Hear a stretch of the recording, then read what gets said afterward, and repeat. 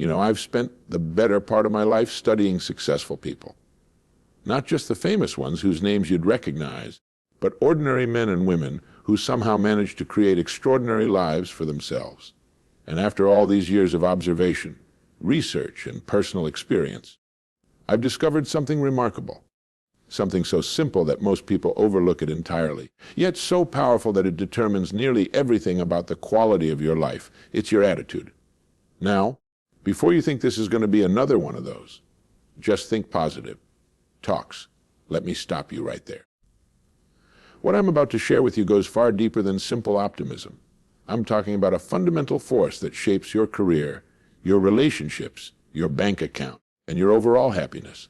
It's the difference between people who thrive in this modern, fast-paced, often chaotic world we live in, and those who merely survive, or worse, slowly drift into quiet desperation.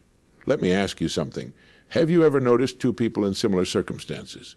Same job, same neighborhood, same opportunities, and yet one seems to flourish while the other struggles. One person gets promoted, builds meaningful relationships, grows their wealth, while the other stays stuck, wondering why life seems so unfair. I've seen this pattern thousands of times, and I can tell you with absolute certainty the difference isn't luck, intelligence, or even talent. The difference is attitude. Here's something the great philosopher William James once said: "The greatest discovery of my generation is that a human being can alter his life by altering his attitudes." When I first read those words as a young man, they hit me like a thunderbolt. Because you see, I grew up during the Great Depression. I watched people lose everything: their homes, their savings, their dignity. But even in those darkest times, I noticed something fascinating. Some people, despite losing everything material, maintained an inner strength, an attitude of resilience that allowed them to rebuild. Others, who perhaps hadn't lost as much, were destroyed by their own negative attitudes, their belief that life was over, that there was no hope. Your attitude is the mental filter through which you experience everything in life. It's the lens that determines whether you see opportunities or obstacles, whether you see a problem or a possibility, whether you see a setback or a setup for a comeback. And here's what most people don't realize: your attitude is completely within your control. You might not control what happens to you, but you absolutely control how you respond to what happens to you.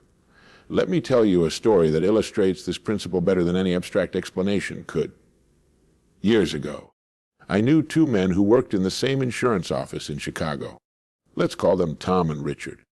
Both were in their early 30s, both had college degrees, both came from middle-class families. On paper, they were virtually identical in opportunity and circumstance. Tom had what I call a deficiency attitude. Every Monday morning, he'd walk into the office complaining about the weekend being too short. He'd talk about how difficult the clients were, how the company didn't appreciate him, how the competition was unfair. When a prospect said no, Tom would spend the rest of the day upset, telling anyone who'd listen about how rude the person was, how people didn't understand the value of good insurance.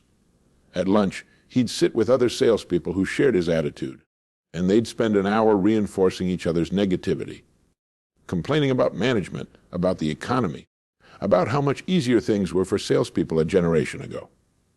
Tom's sales were mediocre. He made enough to get by, but he was constantly stressed about money.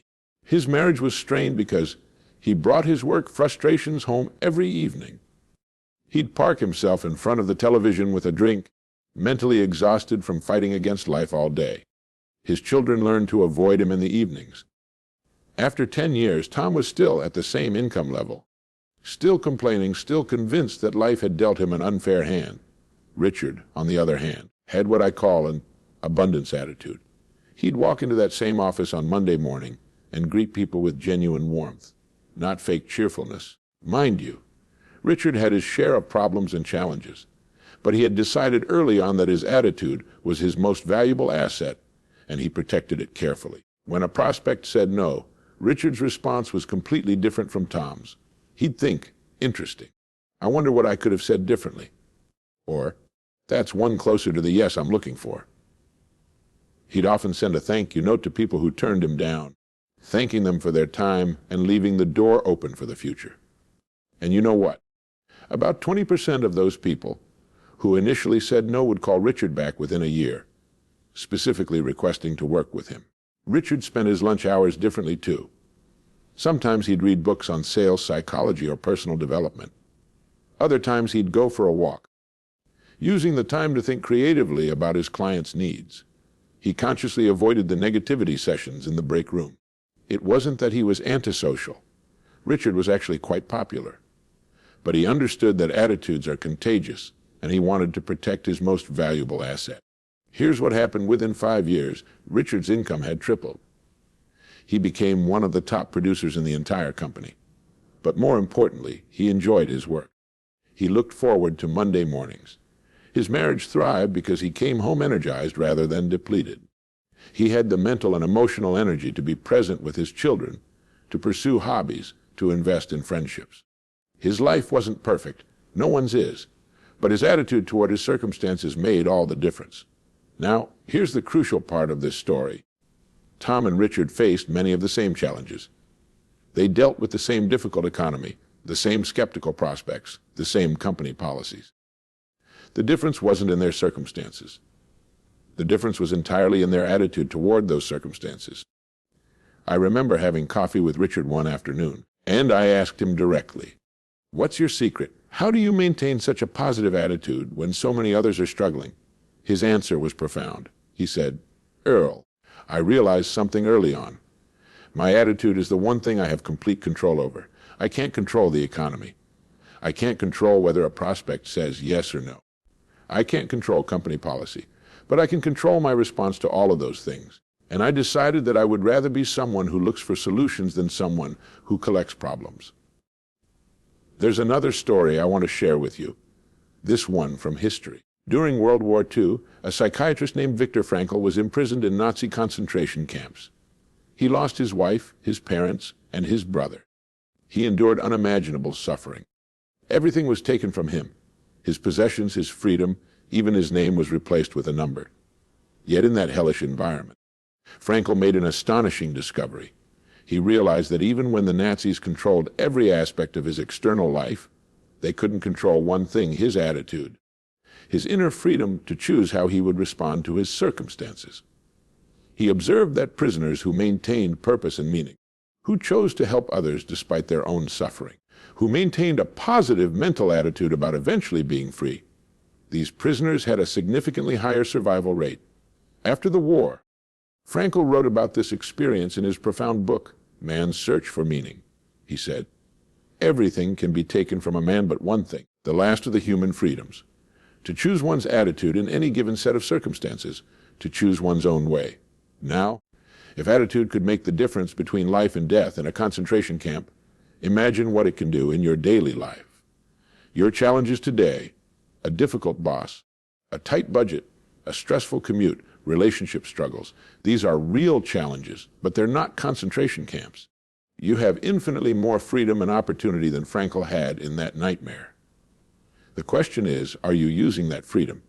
Are you choosing your attitude? Or are you letting your circumstances choose it for you? Now let me break down what attitude really is and how it works, because once you understand the mechanics of it, you can deliberately cultivate the kind of attitude that leads to success in every area of your life. Your attitude is your habitual way of thinking. It's the mental patterns you've developed over years, the automatic responses you have to situations. And here's the critical thing to understand: your attitude determines your actions, and your actions determine your results. This is what I call the attitude, action-results cycle. Let me give you a concrete example. If you wake up on Monday morning with the attitude that Mondays are terrible or I hate my job, what happens? That attitude influences your actions. You hit the snooze button 3 times. You drag yourself through your morning routine. You show up to work with low energy. You avoid challenging tasks because you're already feeling negative. You interact with colleagues and clients from a place of subtle resentment. And what results do you get? Probably a mediocre day that confirms your negative attitude about Mondays and your job. You've created a self-fulfilling prophecy. But here's where it gets interesting. You can reverse this cycle. If you wake up on Monday morning and deliberately choose the attitude that this is a day full of possibility, or I'm going to find one way to make progress on my biggest goal today, something different happens. That attitude influences different actions. You get up when the alarm goes off. You prepare for your day with intention. You show up with energy. You tackle important tasks. You interact with people from a place of warmth and purpose. And what results do you get? Probably a productive, satisfying day that reinforces your positive attitude. Here's a quotable line I want you to remember. Your attitude is like the thermostat in your house. It doesn't respond to the temperature of your circumstances. It sets the temperature of your life. Most people have this backwards. They wait for their circumstances to improve before they'll improve their attitude. They say things like, "I'll be happy when I get promoted," or "I'll be more positive when I have more money," or "I'll have a better attitude when people treat me better." But success doesn't work that way. You don't get the reward first and then develop the attitude. You develop the attitude first, and then the rewards follow. Let me be very clear about what I'm not saying. I'm not suggesting that you deny reality or pretend problems don't exist.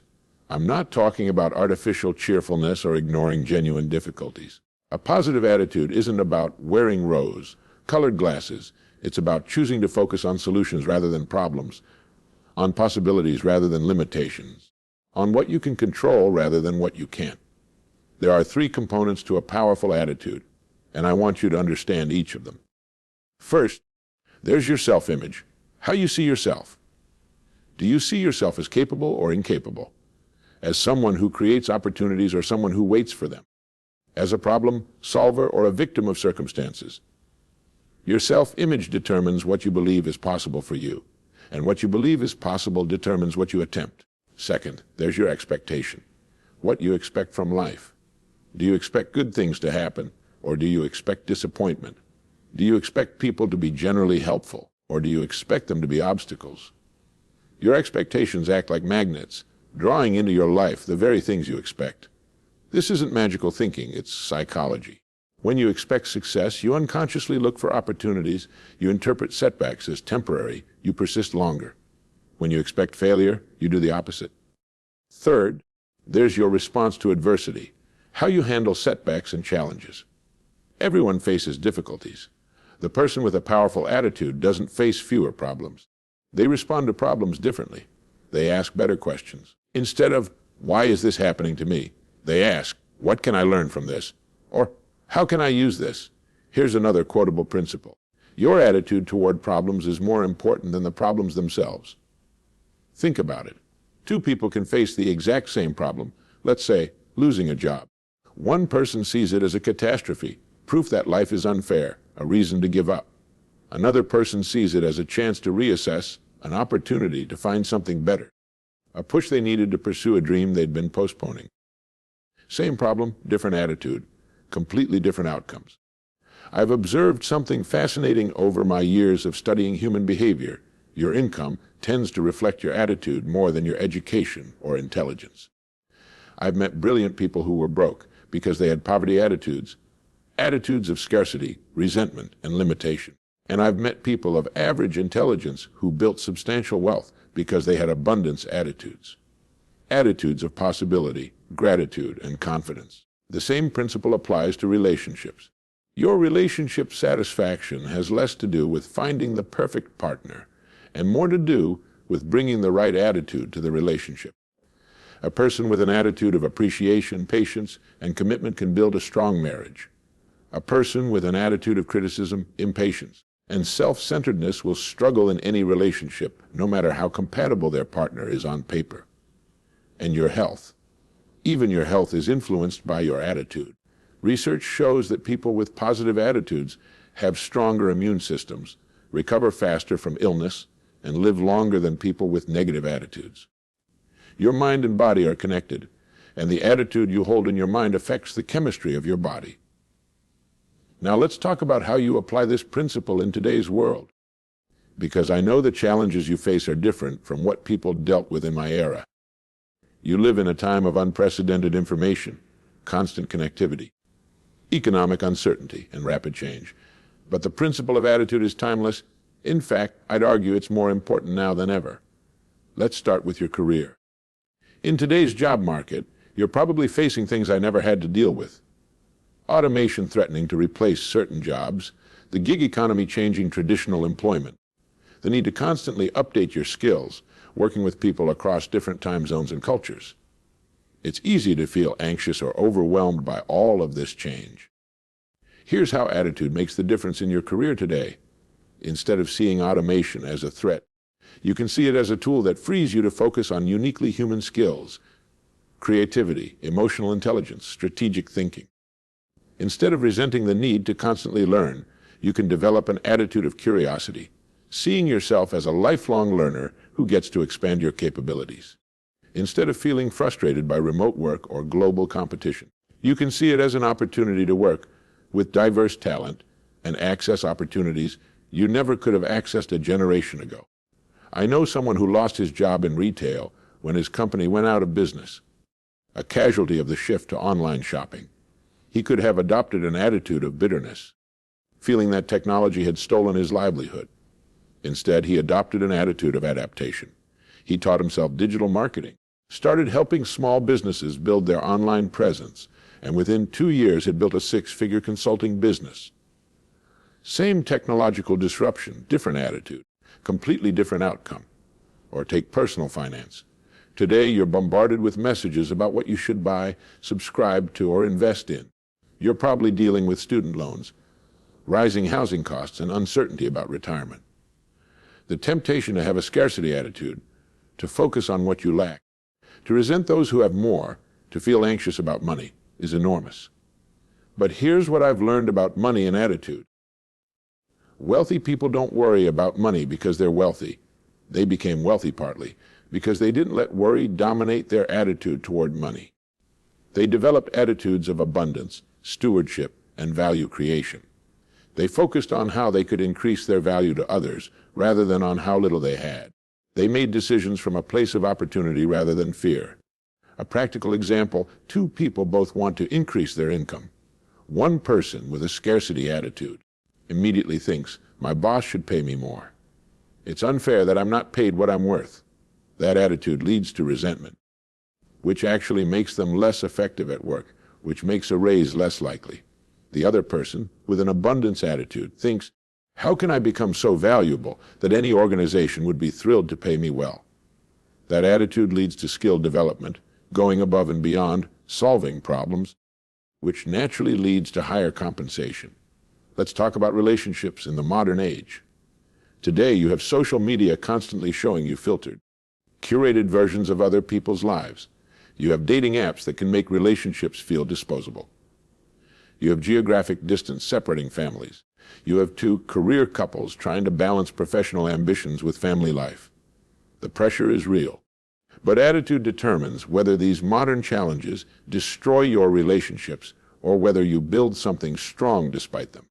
Do you approach your marriage with an attitude of commitment and growth, or with an attitude of, I'll stay as long as you make me happy? Do you approach friendships with an attitude of genuine interest in others, or with an attitude of, what can they do for me? Do you approach family conflicts with an attitude of understanding and resolution, or with an attitude of being right and keeping score? I know a couple who both have demanding careers and 3 children. They could easily have an attitude of, we're too busy, or we're overwhelmed. Instead, they've cultivated an attitude of, we're building something together. They approach challenges as a team. When they're exhausted, instead of blaming each other, they problem solve together. That attitude, that partnership mindset, has kept their marriage strong through seasons that would have destroyed many relationships. Here's something else about modern life. You have unprecedented access to information, but that comes with information overload and constant distraction. Your attitude toward technology and information determines whether these tools enhance your life or diminish it. You can have an attitude of passive consumption, mindlessly scrolling through social media, comparing yourself to others, feeling anxious about the world. Or you can have an attitude of intentional engagement, using technology as a tool for learning, for genuine connection, for building something meaningful. Same technology, different attitude, completely different impact on your life. I know a young woman who was spending 3 hours a day on social media, feeling increasingly anxious and inadequate as she compared herself to influencers and friends who seemed to have perfect lives. She recognized that her attitude toward social media was destroying her peace of mind. She made a decision she would change her attitude from consumer to creator. She started using social media to share her journey of learning to code, documenting both successes and failures. Her engagement shifted from comparison to contribution. Within a year, that shift in attitude led to a job offer, a community of supportive friends, and a sense of purpose she'd been missing. As we come to the end of our time together today, I want you to understand something profound. Every single day, you wake up and face a choice. You don't choose your circumstances, not most of them, anyway. You don't choose the economy, the weather, other people's behavior, or many of the challenges that will come your way. But you do choose your attitude. This isn't just philosophical wisdom. This is practical power. Your attitude is the one thing that is completely, totally, absolutely within your control. And it's the one thing that influences everything else in your life. Think about your life right now. Think about your career, your relationships, your finances, your health, your overall happiness. Now ask yourself honestly, what attitude have I been bringing to these areas of my life? Have I been approaching them with expectation and possibility, or with resignation and limitation? Have I been focusing on what I can control and influence, or have I been fixating on what I can't control? Here's what I want you to do starting today. Tomorrow morning, before you check your phone, before you get caught up in the momentum of the day, I want you to consciously choose your attitude. Ask yourself, what attitude will serve me best today?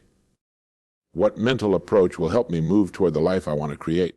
Maybe it's an attitude of patience if you're dealing with a difficult situation. Maybe it's an attitude of boldness if you've been holding back from opportunities. Maybe it's an attitude of gratitude if you've been taking good things for granted. Maybe it's an attitude of curiosity if you've been stuck in old patterns. Choose it deliberately. Write it down if that helps. Say it out loud. Today, I'm approaching my work with an attitude of excellence. Today, I'm approaching my relationships with an attitude of appreciation. Today, I'm approaching challenges with an attitude of creative problem solving. And then, this is crucial, monitor your attitude throughout the day. Your attitude will try to drift back to old patterns, especially when you face stress or difficulty. That's normal. The key is to catch it and redirect it. When you notice yourself slipping into a negative attitude, pause. Take a breath and consciously choose a different response. Remember what I said at the beginning. The difference between people who thrive and people who merely survive isn't talent, luck, or intelligence. It's attitude. You have everything you need right now to begin creating the life you want. You might need to develop new skills, build new relationships, or acquire new knowledge, but all of that starts with the right attitude. Here's my final thought for you today, and I want you to really let this sink in. Your life will be largely what you make it through the attitude you bring to it. This isn't just positive thinking. This is the fundamental law of human experience. You are not a victim of your circumstances unless you choose to be. You are not limited by your past unless you choose to be. You are not stuck in your current situation unless you choose to be. Your attitude, your chosen response to life, is your greatest power. Use it wisely. Use it deliberately. Use it every single day, and watch what happens. Watch how opportunities start appearing that you didn't notice before. Watch how people respond to you differently. Watch how problems that seemed insurmountable start yielding to your persistence. Watch how your career progresses, how your relationships deepen, how your confidence grows. It won't happen overnight. Changing your habitual attitudes takes time and conscious effort.